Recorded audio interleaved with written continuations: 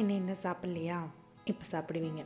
இஞ்சி பூண்டு பேஸ்ட் சேர்க்காம, டேஸ்ட்டுக்கும் ஒரு குறையும் இல்லாமல் ஒரு சூப்பரான chicken leg piece fry recipe எப்படி செய்யலான்னு பார்க்கலாம் வாங்க. இந்த ரெசிபிக்கு தயிர் 3 டீஸ்பூன், காஷ்மீரி மிளகாத்தூள் 1 டீஸ்பூன், மல்லித்தூள் 1 டீஸ்பூன், கரம் மசாலா 1/2 டீஸ்பூன், மஞ்சத்தூள் 1/4 டீஸ்பூன், சீரகப்பொடி 1/2 teaspoon, pepper powder 1 teaspoon, cornflour 1 table spoon, அரிசி மாவு 1 டேபிள் ஸ்பூன், உப்பு 1/4 teaspoon, Himalayan pink salt 1/4 teaspoon, lemon juice 3 teaspoon. இதெல்லாம் சேர்த்து நல்லா கலந்து விட்டுக்கோங்க.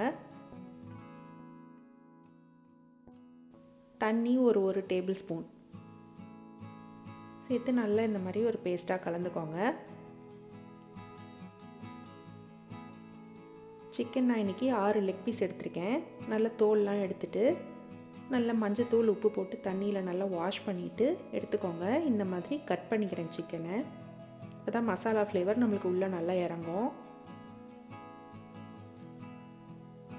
இந்த மசாலா ஒரு 6லேருந்து 7 சிக்கன் பீஸ்க்கு சரியாக இருக்கும். உங்களுக்கு கம்மியாகவும் இருக்காது, ரொம்ப அதிகமான மசாலாவும் இருக்காது, கரெக்டாக இருக்கும்.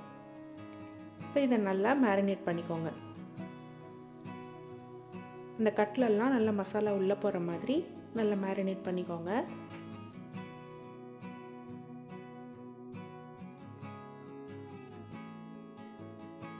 கடைசியாக எண்ணெய் 2 டீஸ்பூன் விட்டு நல்லா கலந்து விட்டுக்கோங்க.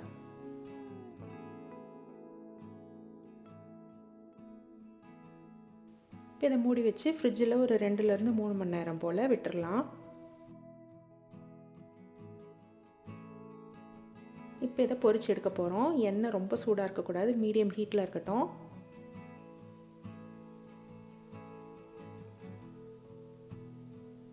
நல்லா திருப்பி போட்டு 2 பக்கமும் நல்லா டார்க் கோல்டன் ப்ரௌன் ஆகிற வரைக்கும் ஃப்ரை பண்ணி எடுத்துக்கோங்க.